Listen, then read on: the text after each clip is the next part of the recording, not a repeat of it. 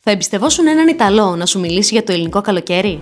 Τότε, γιατί να μην προτιμήσεις μια ελληνική κουζίνα αντί για μια Ιταλική? Οι Ιταλικές κουζίνες είναι πράγματι γνωστές για το εντυπωσιακό design, τις μοντέρνες γραμμές και είναι από τις κορυφαίες επιλογές στο χώρο εδώ και χρόνια. Στη Θεοδωρίδης όμως αποδεικνύουμε πως οι ελληνικές κουζίνες έχουν το απόλυτο προβάδισμα. Γιατί? Γιατί είναι ακριβώς αυτό που θέλεις. Οι ελληνικές κουζίνες δεν έρχονται έτοιμες, αλλά κατασκευάζονται στις διαστάσεις που επιθυμεί ο πελάτης ακριβώς στο χώρο. Άρα, αξιοποιείται βέλτιστα ο χώρος και η σωστή οργάνωση. Υπάρχουν περισσότερες επιλογές στα υλικά, στα χρώματα και γενικότερα ο σχεδιασμός γίνεται σύμφωνα με την ελληνική ψυχοσύνθεση, εφόσον έχουμε χαρτογραφήσει τις ανάγκες της ελληνικής κουζίνας. Οι ελληνικές κουζίνες δεν είναι εισαγόμενες, άρα η τιμή τους είναι πιο καλή. Με το ίδιο budget, η ελληνική κουζίνα δίνει ευκαιρία για υψηλότερη ποιότητα σε υλικά, μηχανισμούς και προσοχή στη λεπτομέρεια, καθώς δεν υπάρχει το περιττό κόστος της εισαγωγής. Η συνεργασία είναι πιο προσωπική και η υποστήριξη άμεση. Αν χρειαστεί αλλαγή, επισκευή ή ανταλλακτικό, ο πελάτης έχει άμεση επαφή και μπορεί να κάνει αλλαγές εύκολα.